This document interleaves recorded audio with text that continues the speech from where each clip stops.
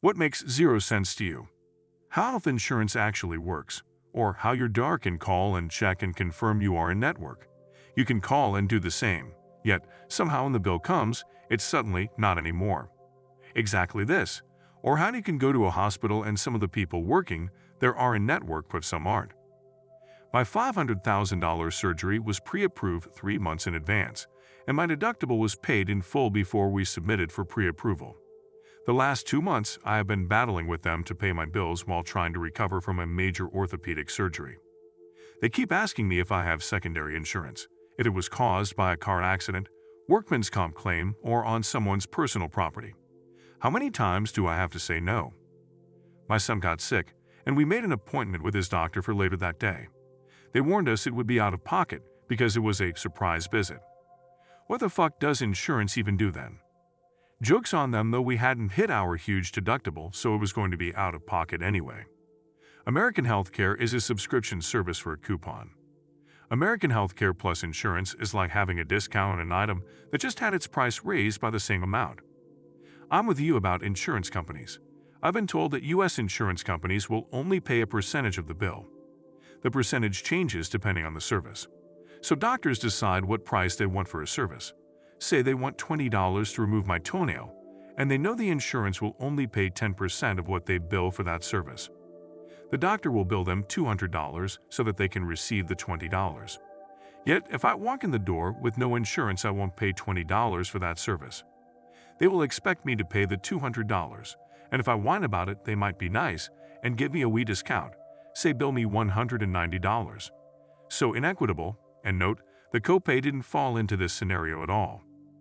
Then you have to meet a deductible, and every time you as the patient are out cash, that isn't a copayment, some amount of that goes to the deductible.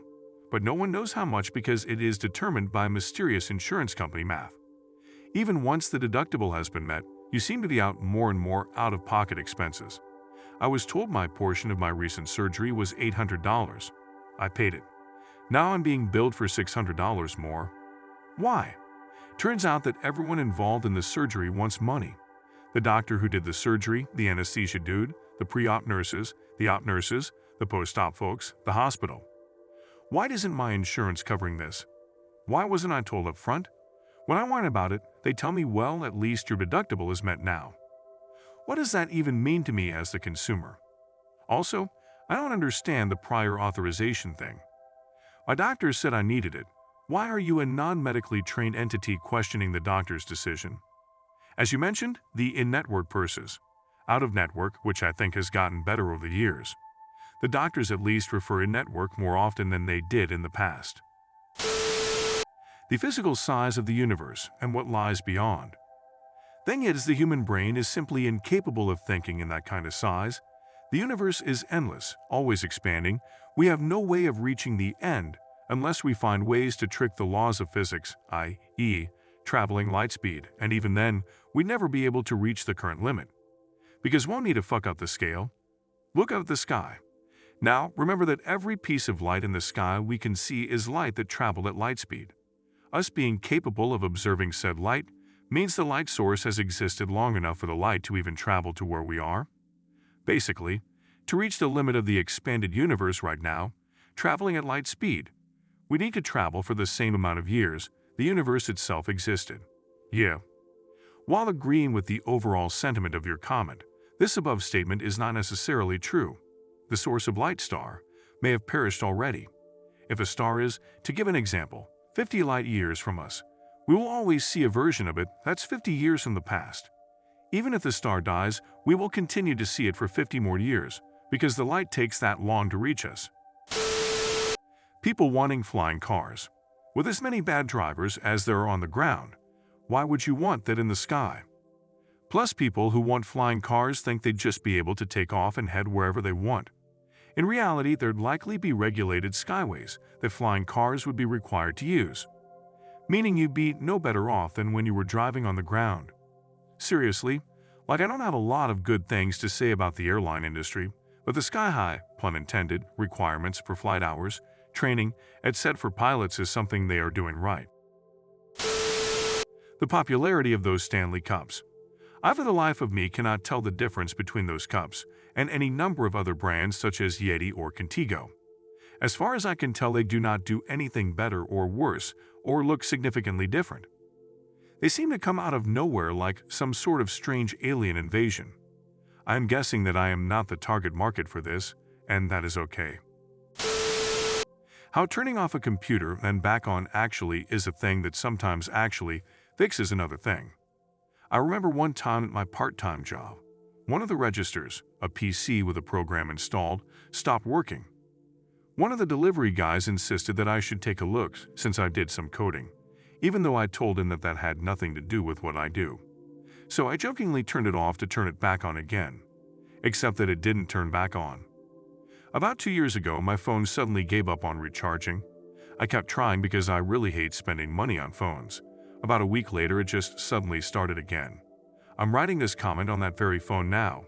Not had a single problem with it since. That reminds me of my master thesis. My code would run, but something would go wrong. I changed it, checked everything, ran it several times, restarted my laptop and the compiler. Then I tried to show my supervisor that it didn't work, and it worked. Computers run hundreds, if not thousands, of processes at once. You can even see most of them in Task Manager. And if one of them stalls or goes out of sync or whatever, it can make everything else run weirdly or not at all. Restarting makes all the processes stop and start up again, which usually fixes basic issues like that. Where I work, we share a massive parking lot with a 24-hour gym.